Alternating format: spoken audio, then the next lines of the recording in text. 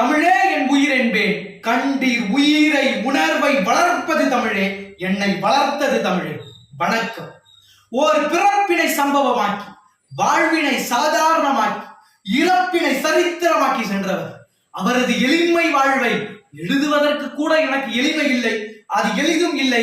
ஏனென்றால் அனைவரும் இறந்த பின் தான் விண்ணில் வாழ்வார்கள். இவர் வாழும் போதே விண்ணிலே வீணை வாசித்தவர். அனைவரும் இறந்த பின் தான் விண்ணில் வாழ்வார்கள். இவர் வாழும் போதே விண்ணிலே வீணை வாசித்தவர். அதனால்தான் இன்று மண்ணிலே மசிந்து போனாரோ. பலியோடு நின்றிருந்தார் பல கனவோடு, பசியோடு நின்றிருந்தார் இல்லாத உணவோடு.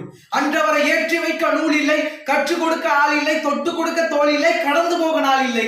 அவருக்கோ படிப்பதற்கு மனம் உண்டு, ஆனால் கொடுப்பதற்கு பணம் இல்லை. அதனால் ஏவுகணை போல் எழுந்து வந்து செய்தித்தாள்களை ஏவி விட்டார். அதே செய்தித்தாள்களில் தனது பெயரை விதைத்து விஞ்ஞானியாக முளைத்து வந்தார். அன்றொரு நாள் அவர் ஏற்றிய அக்னி சிறகுகளை படித்தேன், எனக்குள் சிறகே முளைத்தது. அன்று முதல் லட்ச லட்ச கனவு கண்டேன், லட்ச கனவை லட்சியமாக்கினேன். அன்றொரு நாள் கலாம் ஐயா ஒரு சிறிய பள்ளிக்கு சென்றார். அப்போது மாணவிகள் இடையே ஒரு கேள்வியை கேட்டார், ஏன் ஐஸ்வர்யா ராய் உலக அழகியானார்கள் என்று.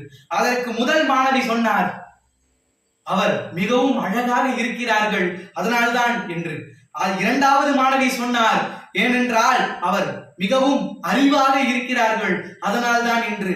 ஆனால் மூணாவது மாணவி சொன்னார், ஏனென்றால் நான் அந்த போட்டியில் கலந்து கொள்ளவில்லை, அதனால் தான் ஐஸ்வர்யா ராய் உலக அழகி ஆனார்கள் என்று. அதற்கு கலாம் ஐயா சொன்னார்கள், ஆம், இதுதான் சரியான விடை. பெண்களே, உங்கள் கண்களால் ஆணையும் சாய்ப்பீர்கள், ஆணவத்தையும் சாய்ப்பீர்கள். எழுந்து வந்து நாட்டின் தீமைகளை சாய்த்து விடுங்கள். நாடு வல்லரசாகட்டும்.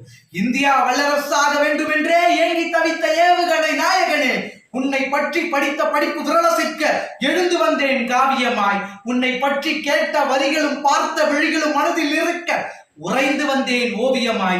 ஏவுகணை ஏவிவிட்டாய், விண்ணே வியந்தது. கனவுகளை காணவிட்டாய், லட்சியமே நிச்சயமானது. படைப்புகளை படைக்க விட்டாய், ஆத்திரமே சித்திரமானது. நாட்டை விட்டு சென்று விட்டாய், நாட்டை விட்டு சென்று விட்டாய், கனவுகளே கதறி அழுகிறது.